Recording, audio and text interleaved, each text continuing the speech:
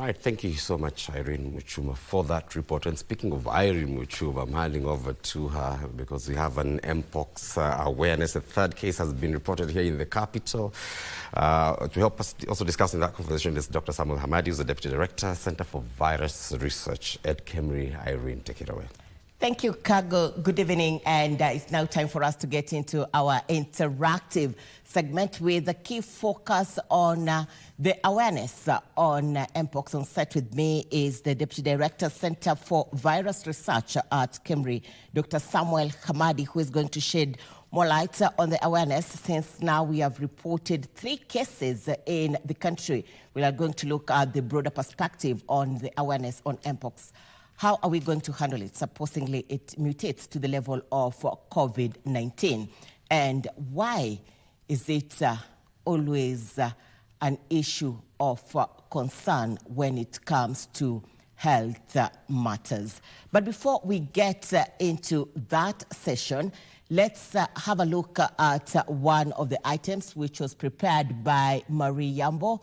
The World Health Organization has declared the infectious Mpox disease a public health emergency of international concern. The disease, formerly known as monkeypox, spiked rapidly across Central and East Africa, Kenya included, since the start of an initial outbreak in the Democratic Republic of Congo. Now is the report by Marie Yambo. What is Mpox? Mpox is a zoonotic disease, meaning it can be passed from animals to humans. It was first identified in 1958 in lab monkeys in Denmark. Contrary to perception, monkeys aren't the main carriers of the virus. That's also part of the reason why the name was changed, because it's not only monkeys that we call them reservoirs. So it will find it in rodents, particularly the rats, sometimes in a few rabbits here and there. There are animals called hares. The first known case in humans was identified in 1970 in the Democratic Republic of Congo and now in parts of Central and West Africa, where it is endemic. There are 2 strains of the Mpox virus. The one currently spreading is linked to the more deadly strain found in the Democratic Republic of Congo. There is also the West African strain, which is less severe. Just to make it simple, clade 1B and clade 2B are human-to-human transmission.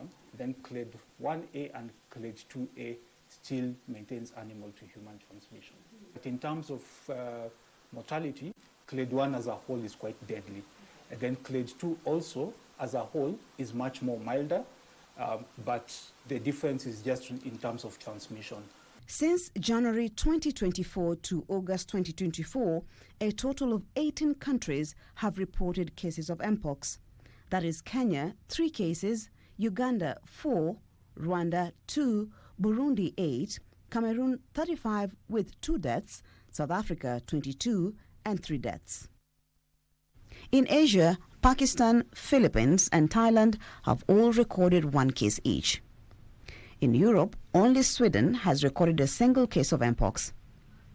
The highest number of clade 1B is in the Democratic Republic of Congo, with 15,600 cases and 537 deaths, especially among children below 15 years, according to the World Health Organization.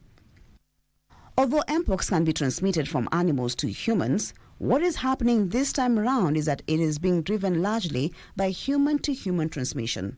So how does Mpox spread between humans? In 2022, there was now this massive outbreak that happened in most of the European countries, and on further epidemiological investigation, it was actually found to be through sexual transmission, particularly amongst the gay community, the men who have sex with men, and then also within heterosexual networks, basically, so even man to woman. But now, over time, as the mutations kept going, there are other modes of transmission that are now being seen. So things like, skin-to-skin contact with someone who's been infected, close contact with droplets, behavior such as kissing, and then also in pregnancy, a woman who is infected can easily transmit through placental transmission to the unborn fetus. Mpox is not only sexually transmitted. You can get it indirectly by sharing infected clothes such as bedsheets or towels. It can also be transmitted through respiratory droplets from an infected person coughs or sneezes.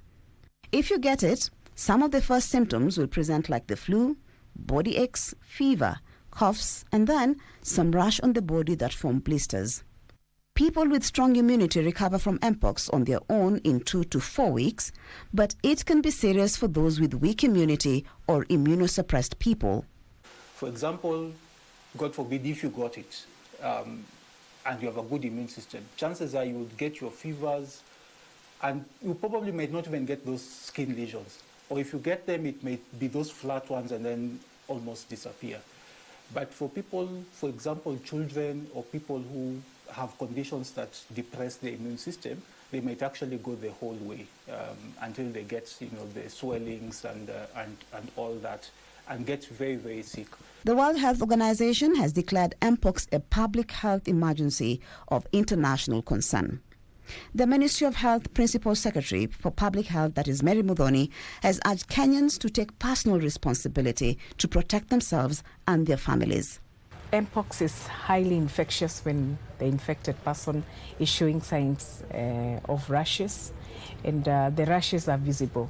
However, as at now, we are taking personal precaution as we await WHO's recommendations and guidelines on how to go around everything else. There is still no known treatment for Mpox, but a vaccine developed to fight smallpox can be effective since Mpox is from the same family of viruses with smallpox. If you suspect you have Mpox or someone you know, the emergency numbers to call are 0729 471414 or 0732 353535. Notification of suspected cases can also be reported by calling 719. Yambo reporting for KBC Channel 1.